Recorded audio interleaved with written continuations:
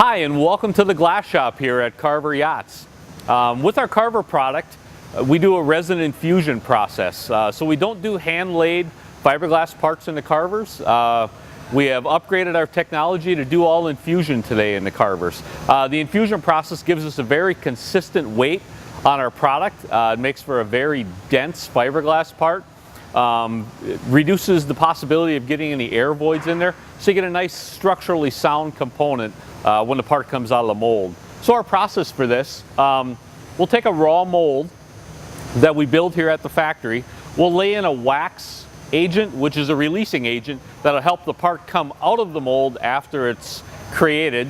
The next step is we'll spray on the gel coat into the part, which is the white part. It's kind of like building a car, starting with a paint job, since that's the first thing you see on it. So we'll spray in our white gel coat or a colored gel if that's ordered. Then we'll lay in all of our different layers of the fiberglass material. You can see in here, we're starting to lay in all the different layers in the lamination schedule. Once all the different layers are installed in here, we're going to install a silicone bag over the top of the part. We'll take this bag and we'll draw a vacuum down onto this bag and make sure that there's no air leaks or anything in there, so we'll check it for a couple of hours. After we confirm that we have a good seal on here, we got a good vacuum, then we'll start pumping the resin into the center of the part, and we draw the resin out to the sides. On the very outside here, there is a suction tube which will help pull the resin all the way out to the sides. Once the resin gets pulled all the way through the part, and we confirm we have enough material in there, then we'll shut the flow of the resin off, but we'll leave the vacuum down on the part yet. We'll hold that vacuum yet for a couple of hours until all of the catalyst kicks in the resin and it starts to harden. Once it starts to harden, then we'll shut the vacuum off.